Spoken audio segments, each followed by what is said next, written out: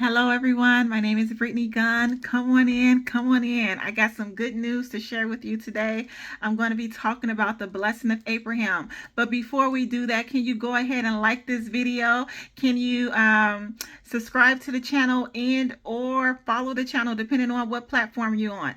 Let's get into it. So Abraham was called by God. And when Abraham was called by God, God said, come from the land that you know, this place where you are familiar with, and go into a place that's unfamiliar, and you just walk and I'll lead you. And God called Abraham and he said, I will make you into a great nation. I will bless you.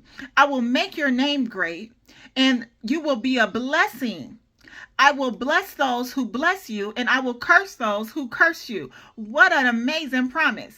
That's an amazing promise from God. So Abraham believed God and he walked in that blessing. And it got to a place where he started to see such great blessings on his life. But there was one that lingered. And that was the one when he said, I'll make you into a great nation. So Sarah had a great idea, his wife. She said, okay, well, why don't you marry my servant and have a kid with her? And that's how we could be a great nation. And so they did just that. They got married. He had a kid with this woman, and they had a child. And so they thought that the promise was going to be through this child. But God came to Abraham and he said, no, I'm going to bless Sarah. You're going to have a child with your wife. But Sarah, when Abraham heard it, he fell to his knees and worshiped God, but he also laughed because he said, I'm 99. I'm 99.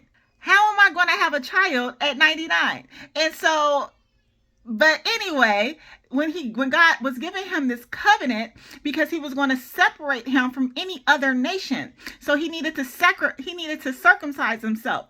But Abraham was obedient and he did what the Lord said do. So then later Abraham saw three men and he noticed the presence of God. So he ran out and he started to serve them. He gave them water to drink and he gave them food to eat. And then they said, listen, by this time next year, you're going to have a child with Sarah. Sarah overheard and she started laughing. And God said, why is Sarah laughing? Is anything too hard for God? And so that's what I will ask you. Is anything too hard for God? No, of course not. So then Abraham, the next year it happened. Isaac was born. And so he was enjoying Isaac. It was a great time. The promise of God was fulfilled. But then God tested Abraham. And God said, I want you to sacrifice your son. So Abraham believed in God so much that he believed that God will raise Isaac from the dead. That he will raise him from the dead. And so he began to do it. And an angel called out to Abraham, and Abraham heard the voice.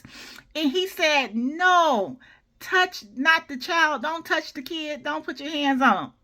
And so Abraham was trusted by God. And so God gave him an even greater promise. He said, look at the stars in the sky. Your descendants will be as such. Look at the sand on the seashore. Your descendants will be like that. What an amazing promise. God just kept building on and building on and building on the promises that he had given Abraham because of his surrender, because of his faith. And so I would like to tell you and anyone who's listening, share it with a friend. Tell them that God still works in promises. And the promises that he gives are yes and amen. And the blessing that he has for you that's wrapped in the promises is based off your surrender. What can you do to surrender to God? 1, listen to his voice. Get into his word. Get familiar with his voice. When he say go, you go. When he say stay, you stay.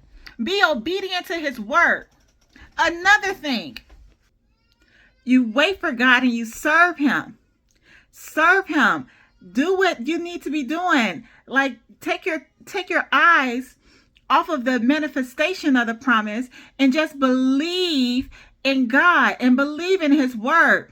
And as you wait on him, you serve his people, you pray for his people, you begin to minister to people, you begin to encourage people. Do that. Also, don't forget to worship. Worship. Let worship be your heart posture to God. Just be obedient and worship him. He dwells in our worship. He's engulfed it by our worship. That is the greatest way that we could surrender to him. When our head is bowed and our knees are bowed and we welcome his presence in our place, in our homes. Worship God. So those are 3 things that we can do to continue to surrender to God as you walk into the promises of God. I hope this has encouraged you. Please be great. Go off. Be blessed. Have a great one.